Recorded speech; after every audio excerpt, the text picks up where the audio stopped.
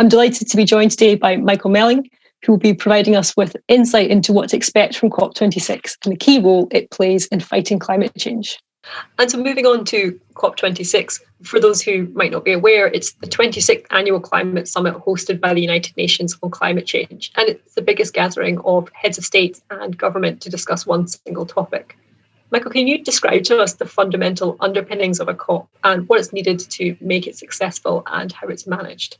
Sure. So COP stands for Conference of the Parties. And with parties, we mean the countries that have signed up and are participants, if you like, under the United Nations Framework Convention on Climate Change. That's a legal agreement that was adopted almost 30 years ago in 1992. And it sets out the basic principles, procedures, and objectives of international climate cooperation. That means how countries work together to deal with this global challenge of climate change, simply because no individual country can solve the problem on its own. All countries have to be part of the solution. And so they come together once a year at these conferences of the parties, which is sort of the highest decision-making body under the UNFCCC, under that treaty, and discuss agenda items related to ongoing climate cooperation and adopt decisions that guide climate action going forward. It's really hard to define, how a COP can be said to have been successful or not, and what it takes to make it successful. But one very important ingredient in past successful COPs, in hindsight, has always been the role of the host country. So what we call the COP presidency. In this case, it'll be the UK government.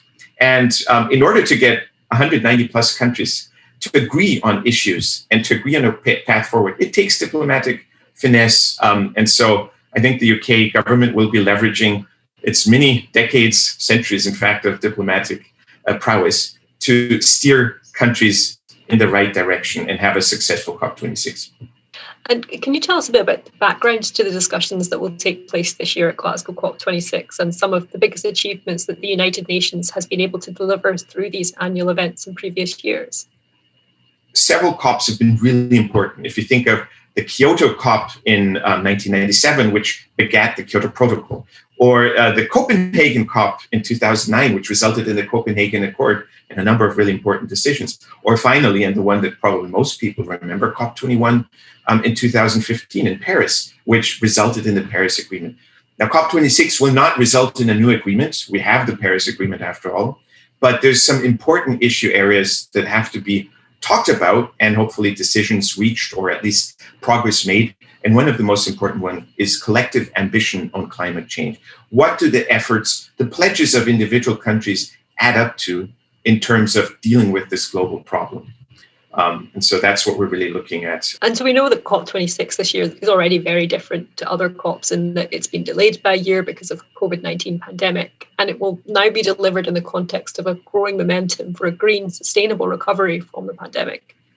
Do you think this will have an impact in societal and behavioural changes that can curb carbon emissions and mitigate climate change? And if so, how will this make COP different to previous years? The pandemic has created awareness of a number of things. First of all, it's enabled all of us to see that certain behavioral patterns, certain activities that we consider to be perfectly normal and unavoidable may no longer really be that necessary post-pandemic.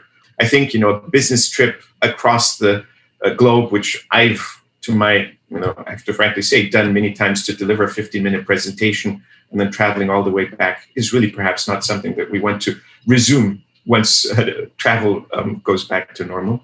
But also another very important issue, and you mentioned that, is the fact that economies around the world are struggling and governments around the world are taking steps to revive economic activity, to avoid further worsening of unemployment, of impacts on different parts of society, etc., with stimulus packages, with investment. And similarly to what we saw about 10 years ago with the economic and financial crisis, a lot of that investment, a lot of that stimulus will have some sort of green focus. And I think that's a really once in a decade, if not more, opportunity to help more radically shift, the trajectory of our economies that would have been possible under normal circumstances in a sustainable direction.